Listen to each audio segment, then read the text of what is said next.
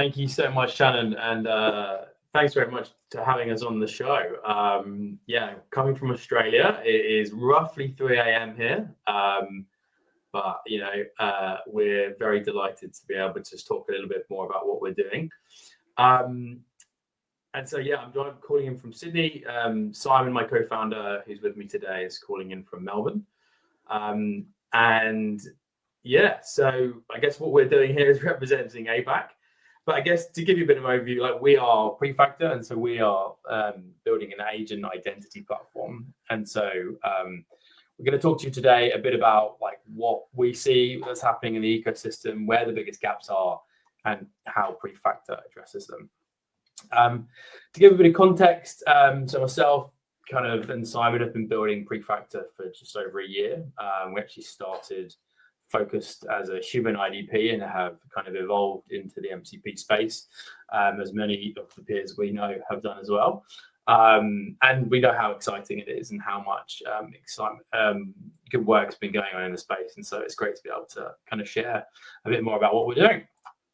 Okay, so many of you listening will have heard this many times. So you're speaking to your company, or every company in the world right now is being asked by their board, by their C-suite, what is our agent strategy? Maybe a CEO reads the Wall Street Journal and has read the latest article from Salesforce about cutting headcount or the massive productivity gains that can be made through investing in agents. But what does that actually mean in the context of MCP or model context protocol? And I guess the expectations that developers have ultimately to turn that boardroom pressure into something real and something secure. And so I guess here at Prefactor, we've been speaking to hundreds of people over the past few months. And what's clear is that there is this massive mandate for us to be building and to be moving as fast as we possibly can. And whether it's kind of indie devs, whether it's small, medium-sized startups, or whether it's really big companies, the intensity of the innovation that's happening is both amazing and a little bit scary, I think, at times. And what's clearly very apparent is that guardrails barely exist at the moment. And I think the gap between what agents can do and what security teams can control continues to grow ever wider. And I think what it does, it sets up MCP as a brand new attack surface. So I don't need to tell the audience today, you guys are all experts in the space, but it's barely a year old and the adoption has been incredible. And I think what we've seen, even just over the short period of time that we've been exclusively focused on MCP, is not just the diverse set of use cases that companies are employing, but also what happens when you kind of go really broad and don't have that governance in place. And I was chatting with a very big company, very high, everyone would know them if we talked about them yesterday. And the question I put to them was like, well, how's it going? How are you employing MCP? What kind of structures you put in place for agents? And the answer was a complete mess. We have little visibility. The most important thing for us is how do we get API keys off of our laptops and into secure locations. And I was like, that's a pretty low standard for what we're trying to achieve here and the impact this can have on your business. And so I think we'll talk a bit about this, but like the difference between those big enterprises and what they're talking about and what maybe SaaS startups thinking about, different but valid. Everyone's already seen this, as you know, the security implications for getting it wrong are significant. I think the one joke I make to my customers is that there's going to be someone who's going to be the canary in the coal mine, so to speak, when it comes to security. And you really don't want to be that company that's on the front page of the BBC or CNN or whatever news article you read. Because it's going to happen. We're going to have a big security attack, and it's going to be because they haven't secured their MCP. So I guess when we break down the MCP problem from Prefactor's perspective, we've got really two kind of use cases. We look at this and we define this as external or custom MCP. And this was really where we started our journey. So our assumption was that the most popular, fastest uptake of MCP was going to be within companies looking to expose their APIs, their MCP service to customers. And that makes sense. It's about giving more value, B2B, B2C. But innovation raced ahead. And I would say that because the use cases potentially have gone ahead of security, but the UI, so when we talk about this, we're talking really about ROI. And so, like, why is a business going to be investing in this, and how are we going to get the most impact? And so the UIs, when I talk about like Claude or ChatGPT, I think most of us listening in, and most of us that have been involved in the space can acknowledge that the way that MCPs are integrated into your existing chat experiences with these agents is not as smooth as it possibly could be. And I think as a result, that somewhat limits the user experience and potentially kind of the adoption. And so I think that will come, obviously with ChatGPT being recently kind of investing in the space and getting on board with MCP, which we all love. That will come, but I think ultimately that feels a little bit slower in comparison to what we would define as internal MCP. And so when we think about this problem, we see this as being kind of the biggest opportunity in the space. And I'm very annoyed that my logos haven't come onto the screen. But what we found is that speaking with banks, insurance, technology companies, highly regulated industries, they're deploying servers at a rate of knots. And ultimately, it's about having really, really simple use cases. And it's about ultimately going back to, like, why are they investing in technology in the first place? We were speaking with a really large real estate company over in Australia recently. And interestingly, not a typical company you would expect to be investing in things like LibreChat and building their own kind of fine-tuned LLM. But that was where they were at, and they wanted to invest in MCP because they saw the benefit of it takes 4 weeks to get data from one person in one team to their frontline workers.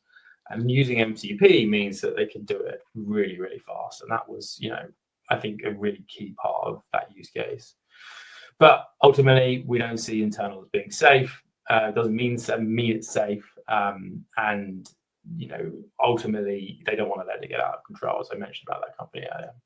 And so this is where we're seeing the real investment in MCP at an enterprise level, where you can kind of slot in different solutions, and then that's where Prefactor really comes into its own. So I guess if I was just going to zoom out for a second there, really we see there's like two problems that potentially every organization faces. You've got customers not wanting access to your APIs, and then you've got workforce agents, as in agents that operate within an enterprise, needing the enterprise-grade control and governance to realize that potential. Different services, same requirements in terms of trust and management. So this is where Prefactor fits in, and Prefactor being the agentic identity security layer. So we authenticate and audit agents, whether they're external customer agents or internal workforce agents. And we do this through our core platform, which is all focused around MCP. So MCP authentication is our first kind of big wedge product. And more recently, we released a chat interface which embeds MCP or MCP security into the actual chatbot itself, rather than having to have a separated MCP authentication process. Part of our broader vision at Prefactor is that we are kind of the agent identity layer.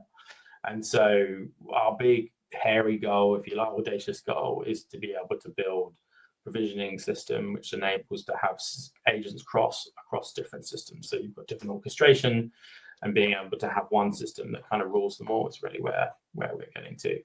I know Shannon asked this question at the end of lots of sessions. So we are live today. We have these two solutions. Happy to have a chat with anyone after the call about if you're interested in having a look, or we have a demo tier, so feel free to jump on at prefactor.tech. But enough of me rattling on at 3:15 in the morning. Let's get to the demo. And Simon's going to walk you through a workflow from the two parts of our platform that we've got today. starting with the chatbot and then talking a little bit about MCP authentication. Not the greatest tool to demo, I will admit. So we'll be showing you kind of the back end and how that connects together. Fine. Yeah, so what we're looking at here is chatbot. I don't think that's going to be particularly revolutionary for anyone. But what building this out has let us do is build more of the end-to-end flow of sort of agent provisioning and signing the individual messages and things like that, and lets us experiment with a lot of that stuff and build a lot more than is possible just wrapping around the MCP servers. We're intending to sort of build some of this stuff into existing open source sort of chat interfaces as well, so that it's pretty easy to get working. I suppose the important thing to remember is that most of the product is sort of below the surface. Auth is incredibly hard to demo, and identity systems are pretty hard to demo. So the main stuff is behind the scenes.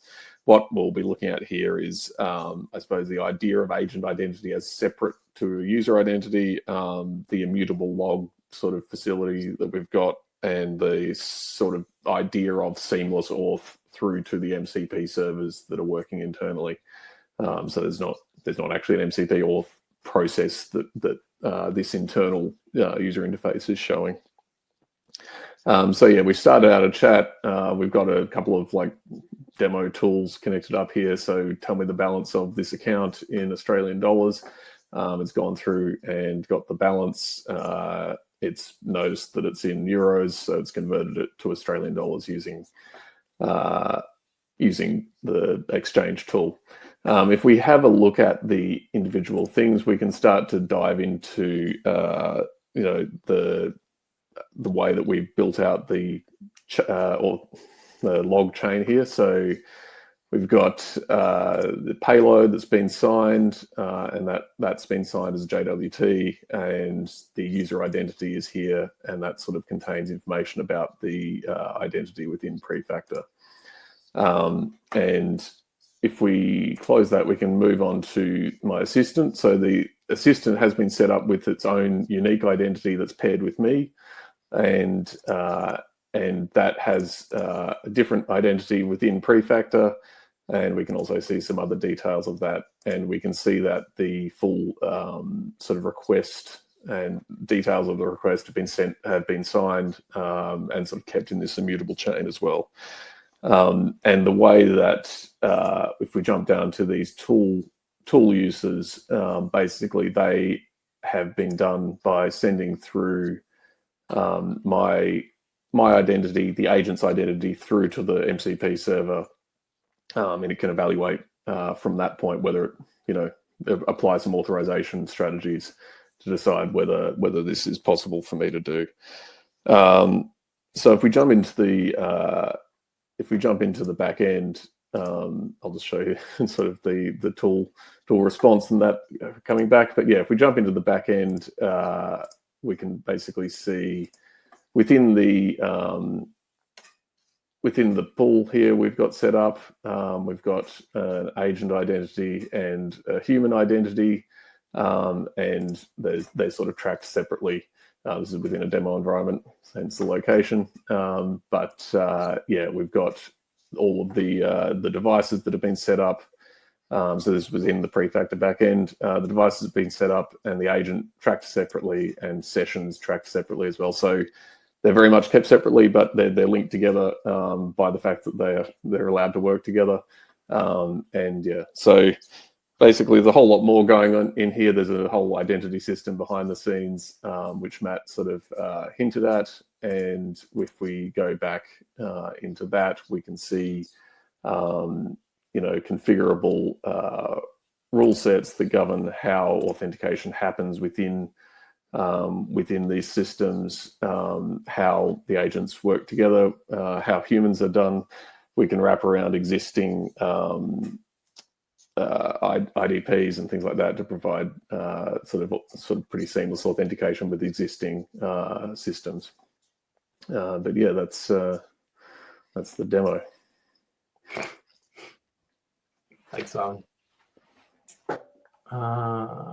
Let's go back. Yeah, just lastly, I think just to finish off, so I guess like what we briefly showed there is we've got that chatbot, which is really more of an enterprise, but can be used by anyone, highly secure chatbot with our security layer built into it.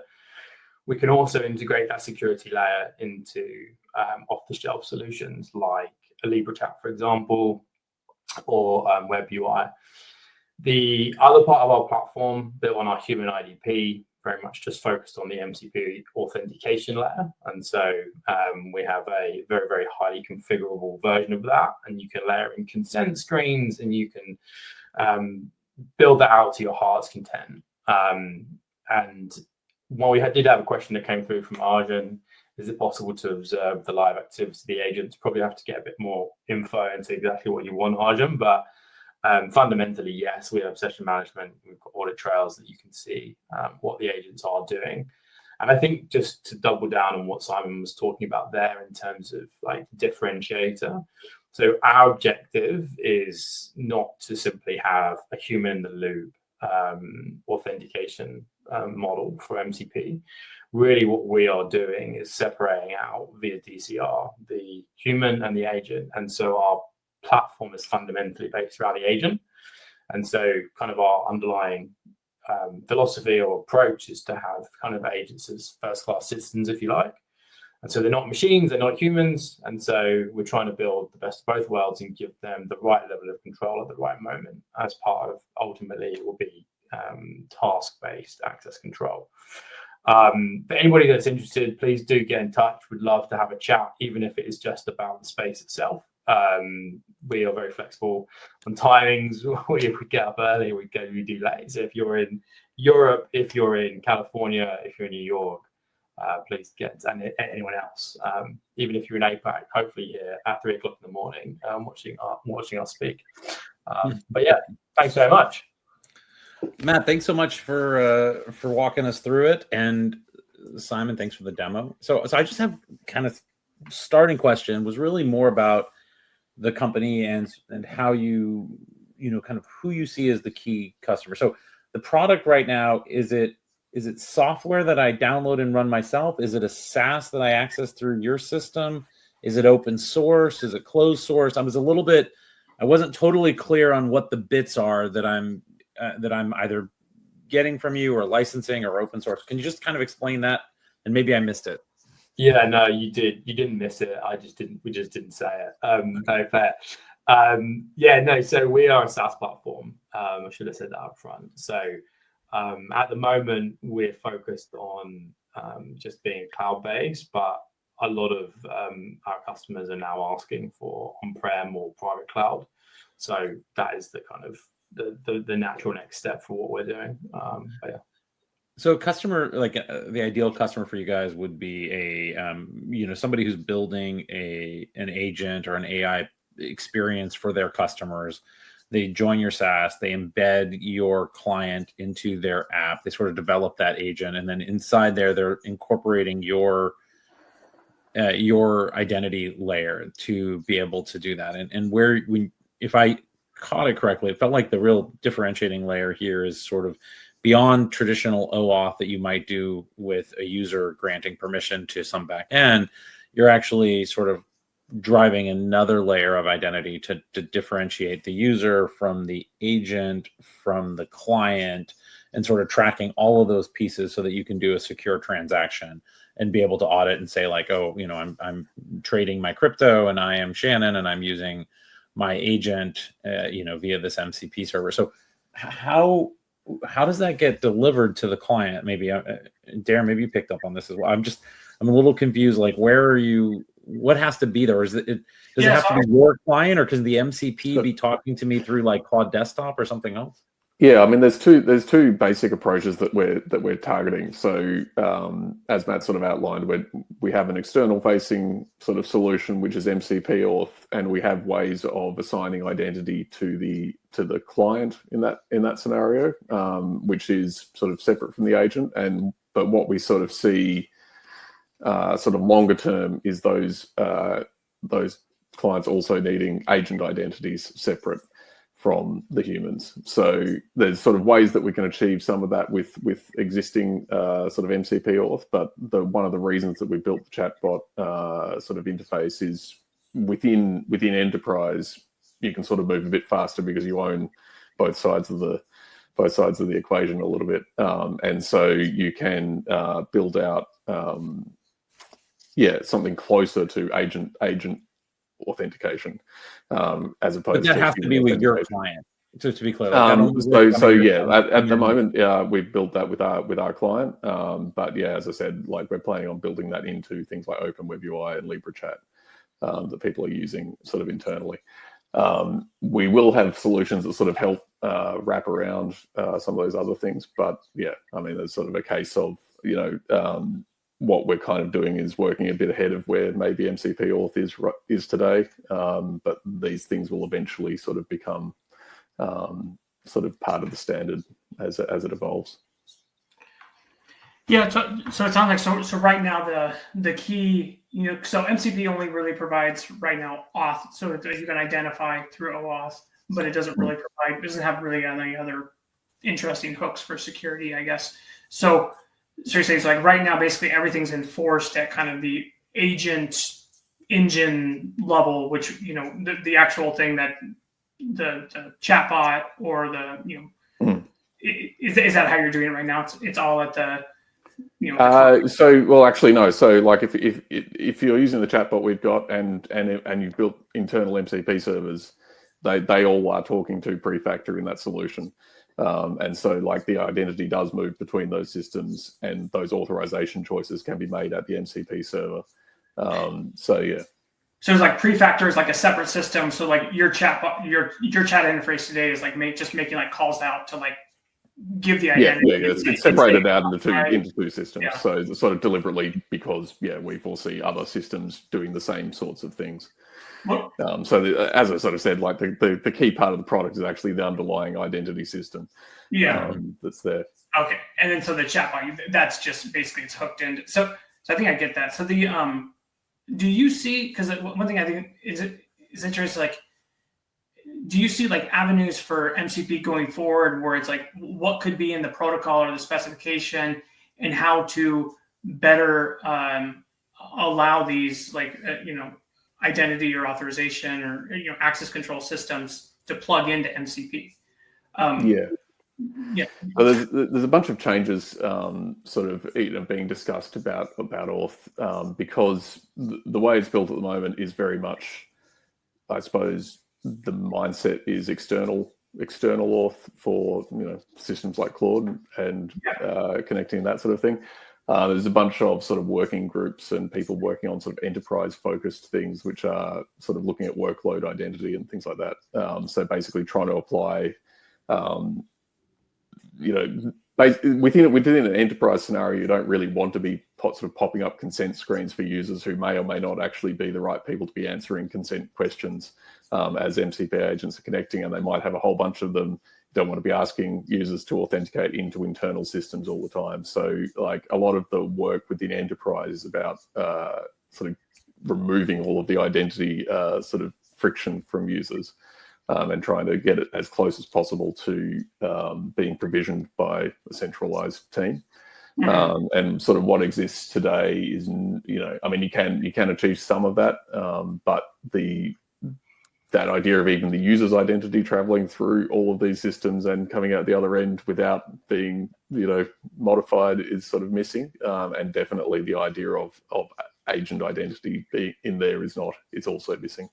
So I think, the bunch of the changes that will come for MCP auth will be sort of helping in this situation.